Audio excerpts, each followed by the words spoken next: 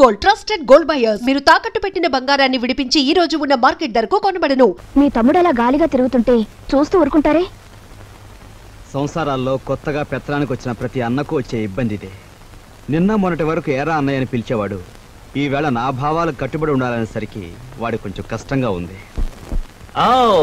ఇదేమిటి నీ అన్నయ్య మెడలో వేస్తానన్న దండని నీ మెడలోనే వేసుకొచ్చావే? మన తడాకాకి తట్టుకోలేక వాడే నా మెడలో దండ వేయించాడు గురు. ఎలా ఉంది మన ప్రోగ్రెస్? ఏడ్చినట్టుంది. నీ ఎక్స్ పార్టీ వాడు నీ దండను తీసి నీ మెడలోనే వేశాడంటే నీ చెప్పుతో నిన్నే కొట్టినట్టు ఫూల్. ఈ ఆస్తంతా చూస్తుంటే మీకేమనిపిస్తుంది? ఏమనిపిస్తుంది? ఇన్నాళ్ళు మీ ఇంట్లో మంచానికి పట్టిన నల్లుల్లా పడున్నాం. దాని బదులు ఇంటి గోడలకి బల్లుల్లా అతుకుపోతే ఎంత బాగుండేదో. అప్పుడు ఎలా ఉన్నా ఇప్పుడు ఈ బంగారు పంచంలోకి వచ్చేసాంగా. ఏమండి, ఇక్కడున్న ఒక్కొక్క వస్తువు మెల్లగా మన ఇంటికి చేరిస్తే ఎంత బాగుంటుందో. మన ఇద్దరం సరిగ్గా అమావాస్య నాడు పుట్టుంటామే. అందుకే ఇట్లాంటి గొప్ప గొప్ప ఐడియాలు వస్తున్నాయి. దాచేయి దాచేయి దాచేయి. ఎవరా నువ్వు? అవును, నేను గొట్టంగానని వీడికిలా తెలిసింది.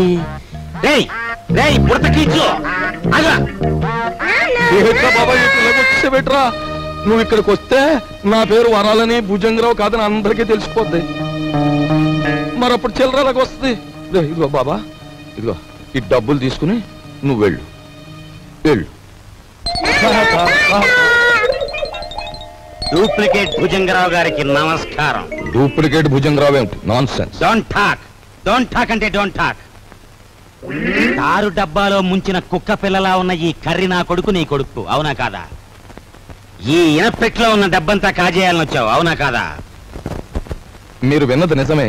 ఏదో పిల్లలు గలవండి, కావాలంటే ఓ అనావాట ఇచ్చుకుంటాను. అనావాటనా? కొట్టానంటే కొత్తిమీర చట్నీ అయిపోతుంది నీ మోఖం. హలో, నన్ను ఇక్కడికి పంపించిన మా బాసు నాకు ₹10 వాటా ఇస్తా అన్నాడు. కావాలంటే నా వాటాలో 50-50 పావల వాటా ఇచ్చేస్తాను.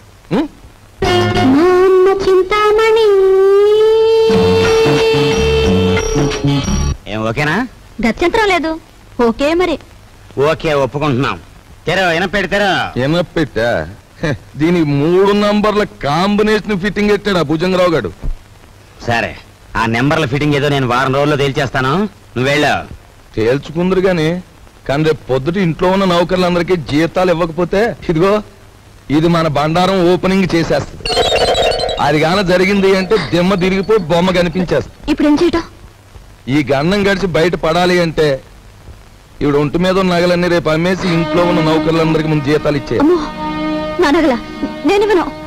పర్వాలేదులేదే, ఈ గన్నం కాస్త గడిచిపోతే ఆ తర్వాత మనకి లక్షలకి లక్షలు వస్తాయి. నీ దగ్గర ఉన్న నగలన్నీ ఇచ్చేయి. సరే, నేను మెల్లిగా ఒక్కోటి ఒలుచుకొచ్చి మీకు ఇస్తాను. పద పద.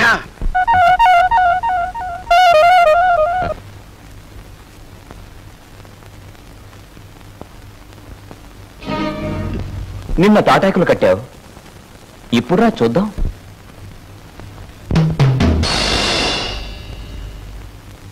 ఇక్కడ కొట్టుకుంటే అమ్మ వాళ్ళకి తెలుస్తుంది, కంగారు పడతారు, బయటికి పోతారు.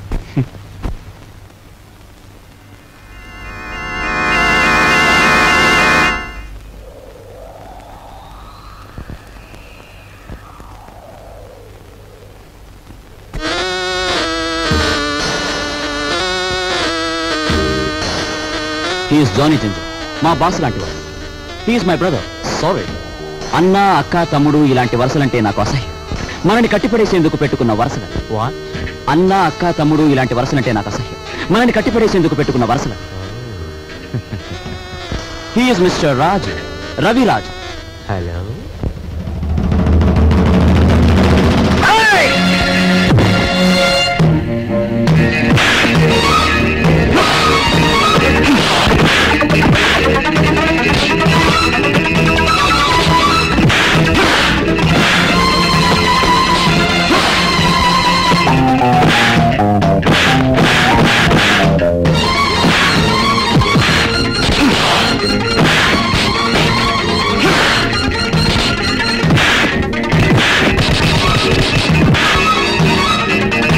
ఏమిటి జింజర్ భాయ్, మన వాళ్ళలా దెబ్బలు తింటున్నారు?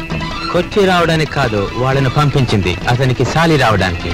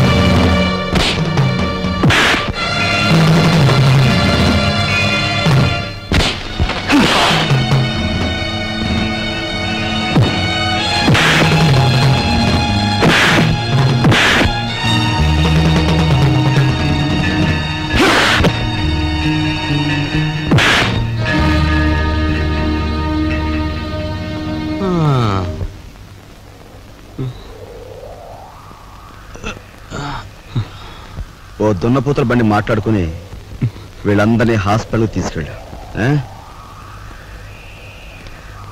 ఖర్చు కొంచెం.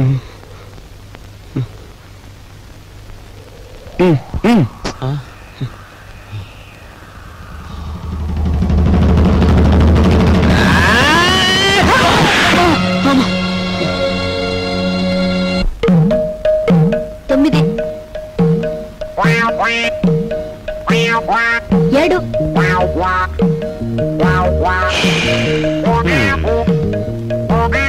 నా నడుము పట్టుకో, లాగో, దమ్ము బిగపట్టు, లాగో లాగో.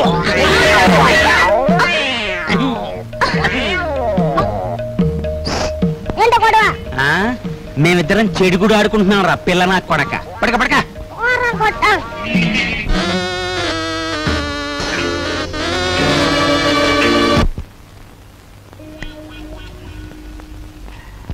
సార్ సార్ పెట్టేమనే కావాలి సార్? మంచి వెరైటీ ఉంది సార్. వద్దు పోయా. మంచి వెరైటీ సార్, మంచి ఫ్యామిలీ టైప్. ఇంతవరకు బిజినెస్ లో కూడా దిగరా. ఈ ఊరు పిల్లే సార్. పేరు? సరస్వతి. సరస్వతి. పద. ఇదిగో గురు. Hello, police station. మీరు వెంటనే బయలుదేరి మంగమ్మ బ్రోతల్ హౌస్ కి రావాలి.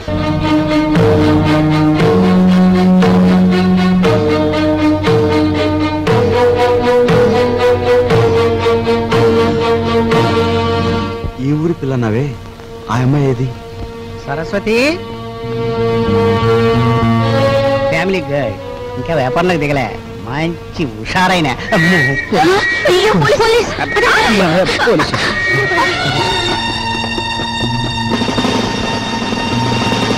కానిస్టేబుల్స్, ఏమైనా పిల్లగాల్సి వచ్చిందా? సార్ నేను అలా సాని కొంపకొచ్చి సహస్రనామాచ్యం చేస్తున్నానంటావా? పేరెక్కో వెళ్ళా. ఆగు. కానిస్టేబుల్స్ రాని. ఇది నాకే పోజు కొడుతోంది. Constables van ఎక్కించండి.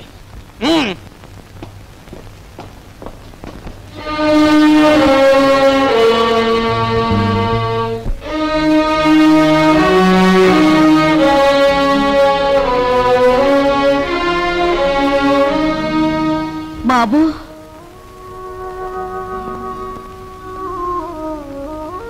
నువ్వెందుకురా ఏదో తప్పు చేసినట్టు తలంచుకుంటావు? నీ సుఖం కోసం నువ్వు సాని కొంపకు వెళ్ళలేదని మాకు తెలుసురా. నీ సుఖం నువ్వు చూసుకునేవాడివైతే మట్టి పని ఎందుకు చేస్తావు? ప్రాణాన్ని తెగించి 8 రోజులు సైకిల్ ఎందుకు తొక్కుతావు? దర్జాగా ఈ అమ్మాయిని పెళ్లి చేసుకుని మహారాజులా బ్రతికేవాడివి. పాత పడుకునైనా లోపలికి పద, స్నానం చేసి భోంచొద్దు గాని. రేయ్, ఒకసారి ఇట్రా. ఏంటి ముసల్దానా? బాలే దర్జాగా ఉన్నావురా. చూసావా నా దర్జాకి మీ దరిద్రానికి మధ్య ఎంత అడ్డుగోడుందో.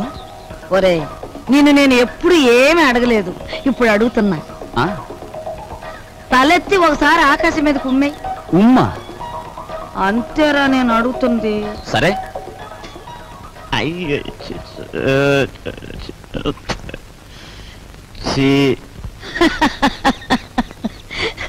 ఒరే, ఆకాశం మీద ఉమ్మేయడానికి ప్రయత్నిస్తే అది ఆకాశం మీద పడదు సరికదా, తిరిగి వచ్చి నీ ముఖానే పడుతుందని తెలుసుకో. పరువు కోసం ప్రాణాలొడ్డే నీ అన్నని ఇంటి పరువు తీసుకెళ్లి పెంట మీద పెట్టి నువ్వు ఏమి చేయలేవని తెలుసు.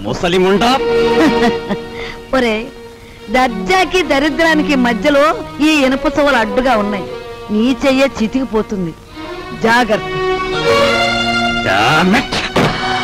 జీతాలు ఇవ్వాలి గీతాలు ఇవ్వాలి అంటూ నా ఒంటి మీద నగలన్నీ ఒలుచుకుపోయావు. ఇంకా ఇమ్మంటే నా ప్రాణాలు తప్ప మరేమి లేవు. అనుకున్న ప్రకారం జీతాలు ఇవ్వకపోతే ప్రాణాలు దక్కవు, పరువు దక్కదు. లక్షల బీరువాలో వచ్చేయాలంటే ఏలు పెట్టాలి మరి. ఇదిగో, లేకపోతే మీరు రాజులాగా సైకిల్ పందెం అన్న దొక్కు. 8,000 వస్తాయి. 8,000. 8,000? చింతామణి దండ కూడా వేయి.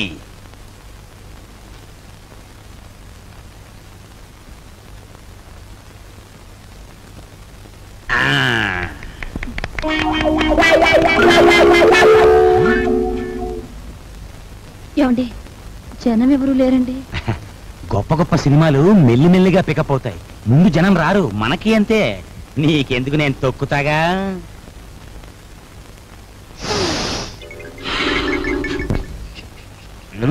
రావయా, రిబ్బన్ కటింగ్ టైం అయింది. రే, రికార్డు పెట్టా. జయము నిశ్చయమురా, భయము లేదురా, దంకు గొంతు లేక ముందు సాగి కొమ్మురా.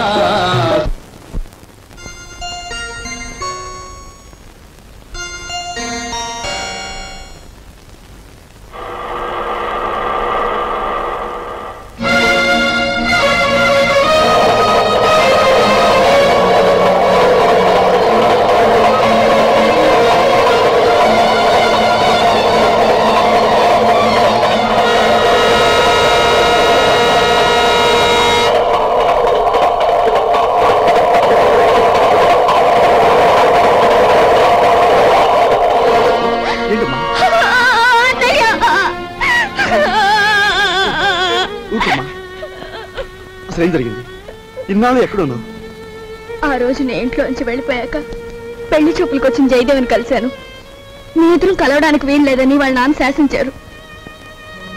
అందుకని మీ ఇద్దరం గుడిలోకి వెళ్ళి పెళ్లి చేసుకున్నాం. ఇప్పుడు వాళ్ళ నాన్న జయదేవికి వేరే పెళ్లి చేయాలని చూస్తున్నాడు. వేరే పెళ్లి చేయాలని చూస్తున్నాడు.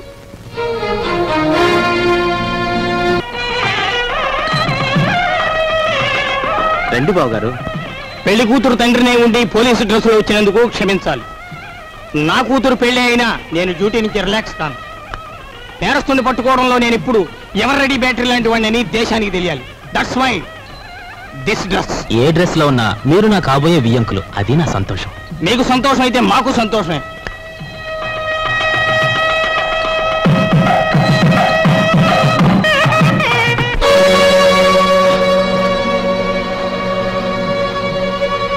మీ అందరి చేతిలోని విసులుకరలో సారి చూపించండి. బావగారు, వీడొక్క దగాకోరు, వీడిని నమ్మొద్దు. ఏవో దొంగ ఫోటోలు వచ్చేసి నన్ను అల్లరి చెయ్యాలని. బాబు, మీలాంటి వాళ్ళందరూ చేరి వాడిని దగాకోరుగాను దగులుబాజీగాను తయారు చేస్తున్నారు. వాడు దగాకోరే, మరి ఇదేదో మోసం బావగారు. మా అబ్బాయి ఇంతవరకు ఎవరిని పెళ్లే చేసుకోలేదు. అసలు ఈ అమ్మాయి ఎవరో మాకు తెలియదు బావగారు. సరస్వతి, మేము దైవసాక్షిగా పెళ్లి చేసుకున్నామండి. మా ఇష్టం లేకుండా బలవంతంగా ఈ పెళ్లి జరిపిస్తున్నాడు మా నాన్న. సరదాగా దండలు మార్చుకున్నంత మాత్రాన అది పెళ్లి అవుతుందా? సరదాగా దండలు మార్చుకోవడం కాదు, కొంతకాలం కాపురం కూడా చేశారు.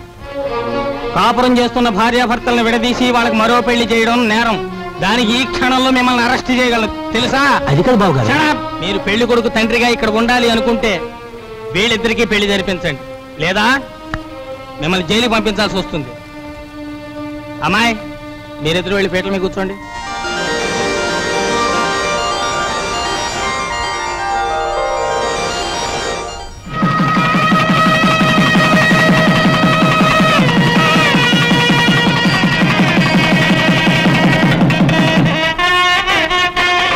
ఒరే నాయన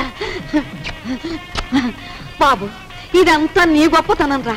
మన వంశ గౌరవాన్ని నిలబెట్టావురా బాబు. మీ అభిమానానికి కృతజ్ఞుని. నా డ్యూటీ మాత్రం నేను చేశాను. నువ్వెంత మంచివాడు బాబు.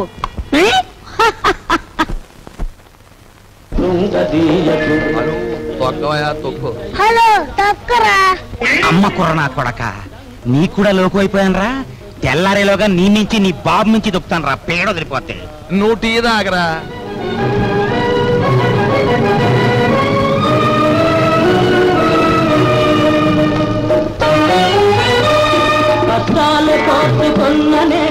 సావిత్రి, నీ మొగుడికి నిద్రమత్తు పోయి హుషారుగా సైకిల్ దొక్కి పందెం గెలవాలి అంటే ఒకే ఒక పద్ధతి ఉంది. నేను చెప్పినట్టుంటావా? ఏమిటో చెప్పండి, చేస్తాను.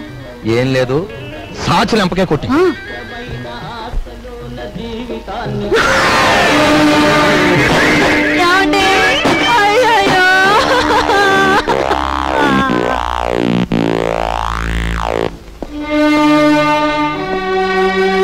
చూడు బ్రదర్, మీ దంపతులిద్దరూ మీ బావగారింట్లో ప్రవేశించి ఆయన చావు కారకులయ్యారు.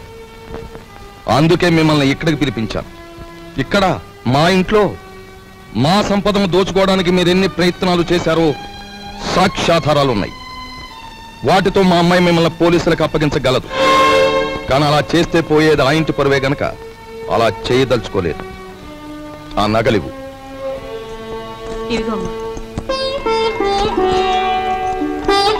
అదిగో మీ ట్రంక్ పెట్టి. ఆ పెట్టెలో ఈ ఇంటికి సంబంధించిన వస్తువులు ఎన్నున్నాయో మాకు బాగా తెలుసు. ఇక నుంచే నాకు గౌరవంగా బ్రతకడం నేర్చుకోండి. అలాగే సార్, మా దారిని మేము వెళ్ళిపోతాం. బ్రతికినంత కాలం మిమ్మల్ని తలుచుకుంటూ బుద్ధిగా బతుకుతాం. మాకు సెలవు ఇప్పించండి. వెళ్ళండి. పదవే.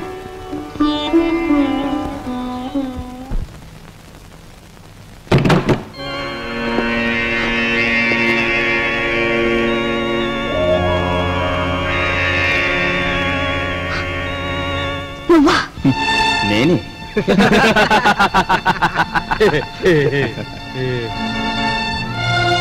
ఆయన చావు బతుకుల్లో ఉన్నారు.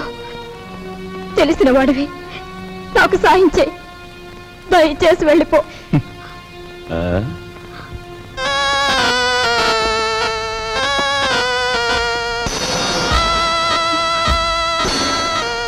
Sorry dear, sorry. నాది ఎన్నాళ్ళ కోరికో. గురు దక్షిణ.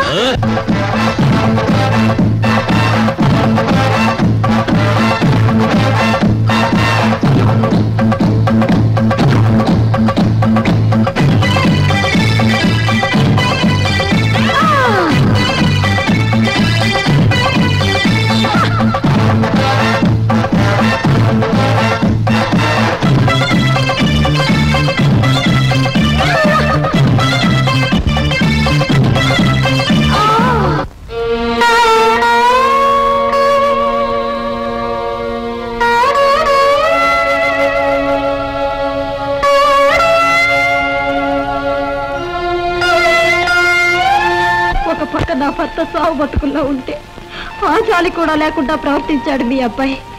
మీ ఇంటి పరువు ఇలా మంట కలిసిపోతుంటే మీరెందుకు ఊరుకుంటున్నారో నాకు అర్థం కావటం లేదు. మీకు ఆడపిల్లలున్నారు. ఆడపిల్లల జీవితాలతో ఆడుకునే అలాంటి వాణ్ణి మీరు విచ్చలవిడిగా వదిలేస్తే ఏమవుతుందో ఒక్కసారి ఆలోచించండి. మీకు ఆడపిల్లలున్నారు. ఆడపిల్లల జీవితాలతో ఆడుకునే అలాంటి వాణ్ణి మీరు విచ్చలవిడిగా వదిలేస్తే ఏమవుతుందో ఒక్కసారి ఆలోచించండి.